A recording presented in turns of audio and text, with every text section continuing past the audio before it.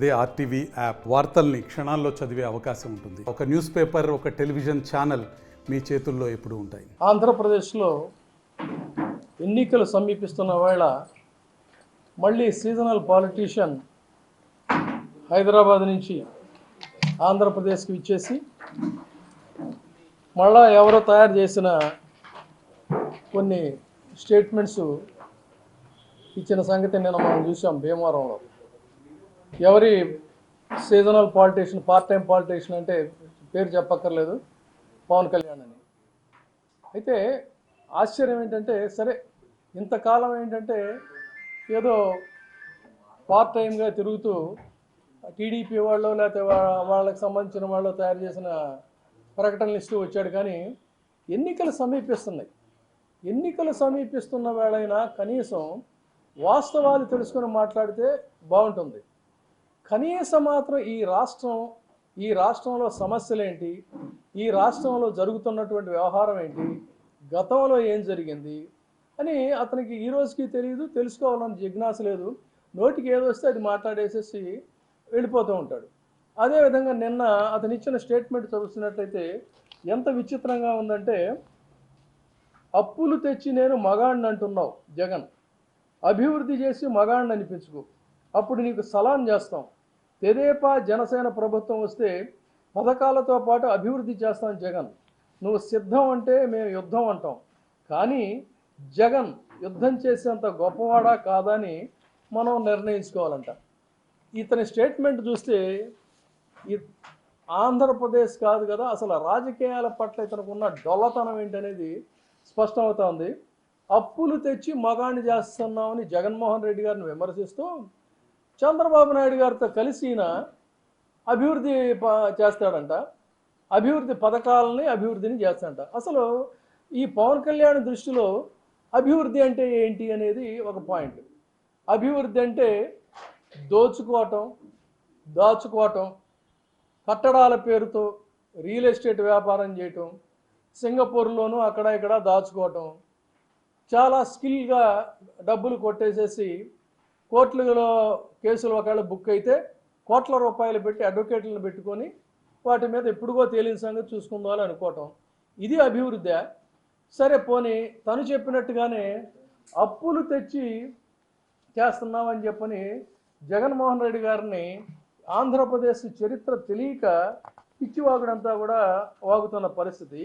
అయితే అసలు ఆంధ్రప్రదేశ్ని మిగులు రెవెన్యూతో ఉన్న రాష్ట్రాన్ని అప్పుల తిప్పలతో అప్పుల కుప్పగా మార్చి గొప్పగా డాంబికాలు పలికింది ఎవరు అంటే చంద్రబాబు నాయుడు గారు తప్ప మరొకళ్ళు కాదు అనేది కూడా స్పష్టమైనటువంటి ఆధారాలతో నేను చెప్తున్నాను.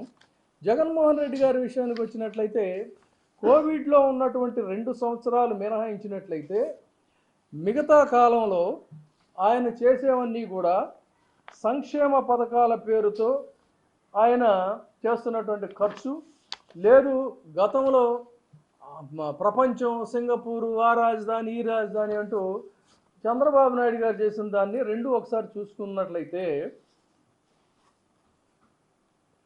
జగన్మోహన్ రెడ్డి గారు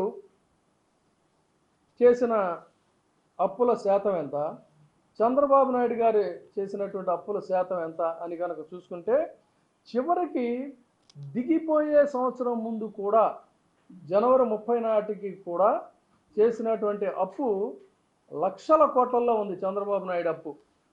ఆ విధంగా చూసుకున్నట్లయితే ఈ 2 సంవత్సరాలు మినహాయించి మన జగన్మోహన్ రెడ్డి గారు సంక్షేమ పథకాల మీద పెద్ద మొత్తంలో ఆయన చేసినటువంటి ఖర్చు చూసినట్లయితే ఎవరు ఏ విధంగా ఎందుకు ఖర్చు చేశారనేది చెప్పచ్చు. ముఖ్యంగా ఆంధ్రప్రదేశ్ విషయానికి వద్దాం. గతం నుంచి కూడా 2017లో 2016-17లో చూడండి, కాగ్ ఒక నివేదిక ఇచ్చింది చంద్రబాబు నాయుడు గారి ప్రభుత్వంలో. కాగ్ ఇచ్చినటువంటి నివేదిక ఒకసారి కనుక చూసినట్లయితే రాష్ట్రంపై మొత్తం రుణ బాధ్యత విలువ 2,22,845 కోట్లు. అది ఎప్పటికీ 2017 సంవత్సరం సంగతి నేను చెప్తుంది. ఇది కాగ్ నివేదిక. 7 ఏళ్లలో చెల్లించాల్సిన రుణాల మొత్తం 1,50,221 కోట్లు. రెవెన్యూ వ్యయానికి 17,231 కోట్ల అప్పులు సొమ్ముగా చెల్లించిన వైనం అని చెప్పని కాగ్ నివేదిక ఇంకా ఏం చెప్పింది అన్నట్లయితే, రాష్ట్రాభివృద్ధి పేరిట చంద్రబాబు ప్రభుత్వం ఎడాపెడా చేసిన అప్పు గుదిబండగా మారుతుంది. అప్పులతో సమీకరించిన నిధులన్నిటినీ కూడా దారి మళ్లించి చేస్తున్నాడు. సొంత రెవెన్యూ వనరుల కంటే కూడా అప్పుల మీద ఎక్కువగా ఆధారపడుతున్నాడని చెప్పని మనం చెప్పిన మాట కాదు, ఇది కాగ్ చెప్పింది. తర్వాత అన్నిటికంటే కూడా ఆసక్తికరంగా ఇవాళ ఇటు పవన్ కళ్యాణ్ మాట్లాడిన మాటలు, తర్వాత అదే కాపీ బహుశా పంపించుంటారు, ఈనాడులో ఒక పెద్ద కథనం రాశారు అప్పులు జగన్మోహన్ రెడ్డి గారి యొక్క అప్పుల వ్యవహార శైలి గురించి. దీనికి ఇక్కడ చెప్తుంది ఏంటంటే, ఈ కాగ్ నివేదిక 17వ సంవత్సరంలో ఇచ్చిన కాగ్ నివేదికలో చెప్తున్నాను, అంచనాలు దాటి ఖర్చు, విద్యా వ్యవస్థ నిర్వీర్యం. చంద్రబాబు నాయుడు గారి హయాంలో ఈయన పథకాలకు ఎదగాలని చెప్తున్నాడు. ప్రపంచ స్థాయిలోనే విద్యా వ్యవస్థని జగన్మోహన్ రెడ్డి గారు ఇవాళ తీర్చిదిద్దుతున్న సంగతి మనం చెప్పక్కర్లేదు. అదేవిధంగా ఇది చాలా ప్రధానమైనటువంటి అంశం. చూడండి, సామాజిక రంగాలకు అన్యాయం, సామాజిక రంగంలో విద్య, ఆరోగ్యం, కుటుంబ సంక్షేమం, నీటి సరఫరా, పారిశుద్ధ్యం తదితర రంగాల మీద చేసిన క్యాపిటల్ వ్యయం మొత్తం 4.62%లోనే ఉంది. దీనికి సామాజిక రంగాలని పూర్తిగా చంద్రబాబు నాయుడు గారు నిర్లక్ష్యం చేశారు. మరి ఈ ప్రభుత్వంలో సామాజిక రంగాలకు ఎంత ప్రాధాన్యం ఇస్తున్నారు జగన్మోహన్ రెడ్డి గారు అనేటువంటిది మనం చూస్తూనే ఉన్నాం.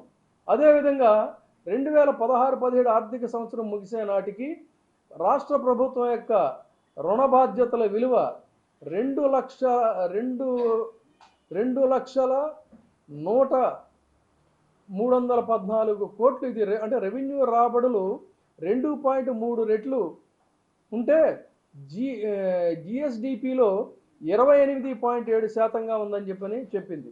ఇంకొక ముఖ్యమైనటువంటి అంశం మీకు చూపిస్తాను. విద్యా వ్యవస్థ అసలు పూర్తిగా చచ్చుబడిపోయింది, చతికిలబడిపోయింది. దీనికి కించిత్ ప్రాధాన్యత ఇవ్వలేదు అనేటువంటిది కూడా కాగ్ నివేదిక చాలా స్పష్టం చేసింది.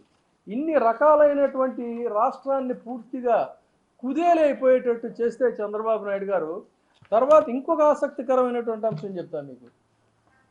బాబు సృష్టించిన సంపద ఏంటయ్యా అంటే, బాబు పరిపాలనలో, చంద్రబాబు నాయుడు గారి పరిపాలనలో మిగులు రెవెన్యూగా ఉన్న ఆంధ్రప్రదేశ్ చంద్రబాబు నాయుడు గారు అధికారంలోకి వచ్చిన తర్వాత ఏటేటా కూడా మరింతగా క్షీణిస్తూ వచ్చినటువంటి సంగతి కూడా ఇక్కడ గమనించాలి. ఎందుకంటే రాజశేఖర రెడ్డి గారి హయాంలో కానీ, రోసయ్య గారి హయాంలో కానీ, కిరణ్ కుమార్ రెడ్డి గారి హయాంలో కానీ రెవెన్యూ మిగులుగా ఈ రాష్ట్రం ఉంది. మిగులు రెవెన్యూగా ఉన్న రాష్ట్రాన్ని చంద్రబాబు నాయుడు గారు అధికారంలోకి వచ్చిన తర్వాత చూసినట్లయితే ఇవన్నీ కూడా నేను మీకు గణాంకాలతో సహా ఇస్తాను. ఎక్కడ నుంచి ఎక్కడికి పతనం అయిపోయింది ఈ ఆంధ్రదేశం యొక్క రెవెన్యూ చంద్రబాబు నాయుడు గారి హయాంలో, మిగులు రెవెన్యూ అనేటువంటిది ఏ స్థాయికి పతనం అయిపోయింది అనేటువంటిది నేను చెప్తుంది కాదు. ఇది మొత్తం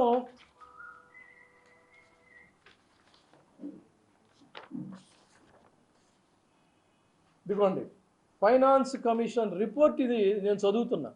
ఇది నేను ఏదో మన వీళ్ళలాగా కట్టుకథలు అల్లి చెప్పడము, లేదన్నట్లయితే నోటికి ఏదో వస్తే అది మాట్లాడదామని చెప్పని పవన్ కళ్యాణ్లా మాట్లాడటం కాదు.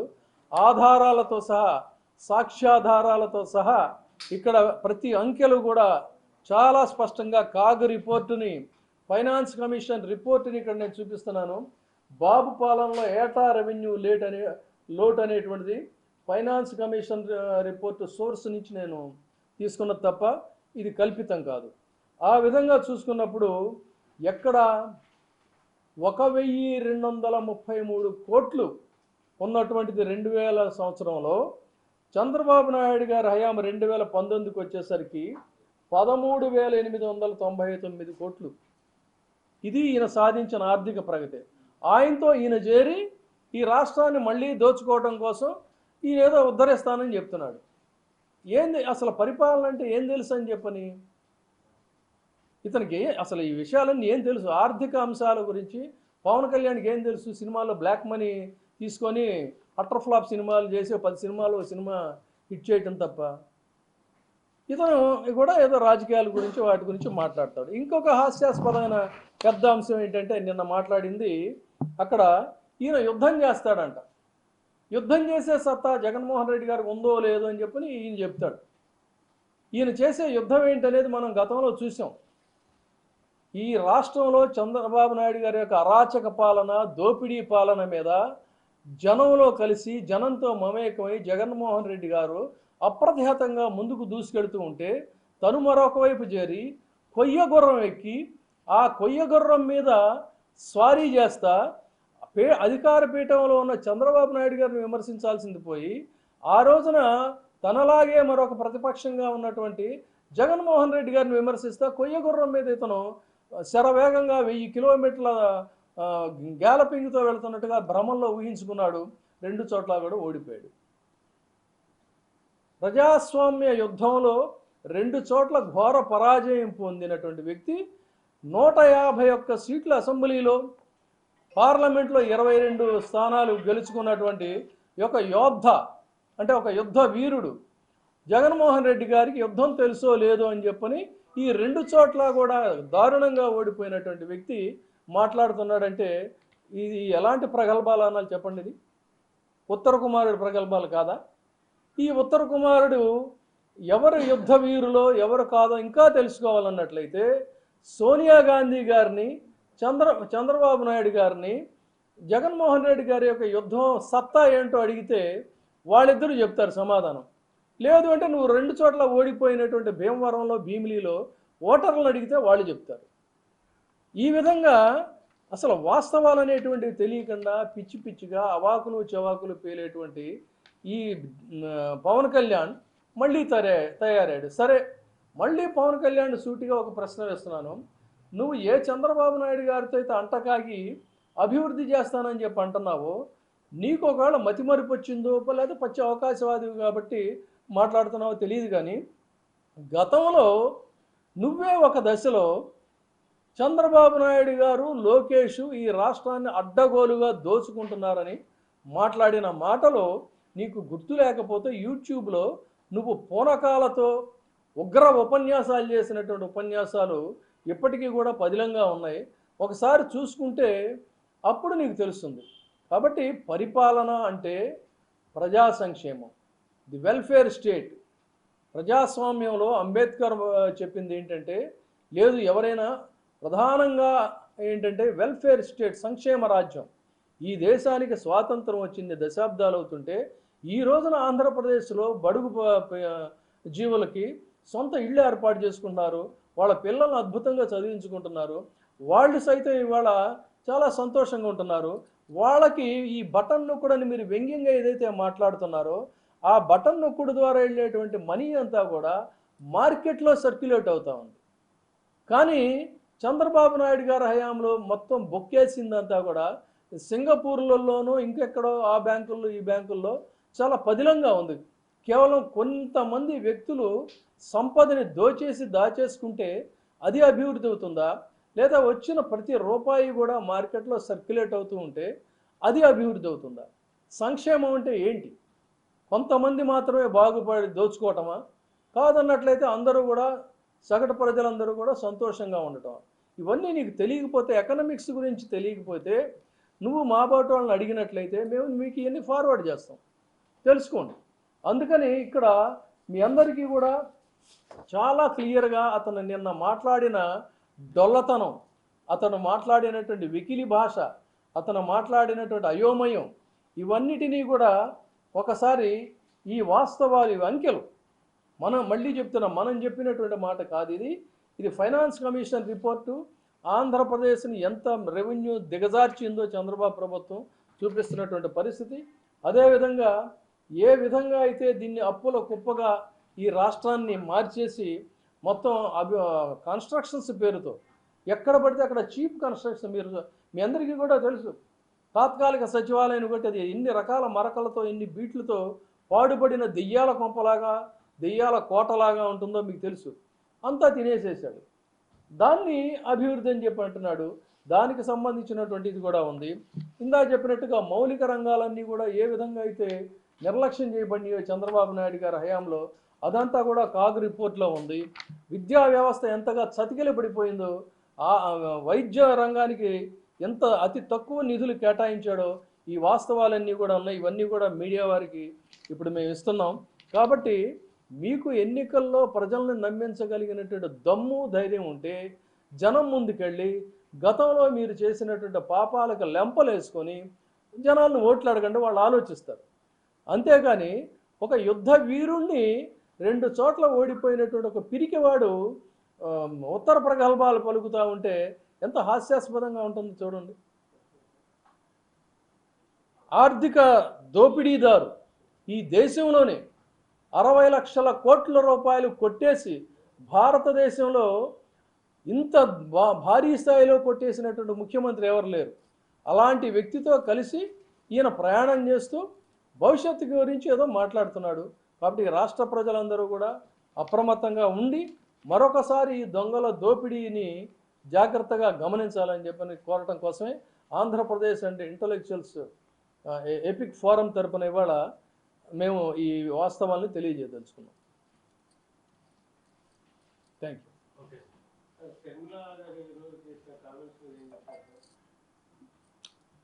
ఆవిడ గురించి చెప్పాలంటే, బైబిల్ పరిభాషలో చెప్పాలంటే, షర్మిల గారు ఒక దారి తప్పిన గొర్రెపిల్ల.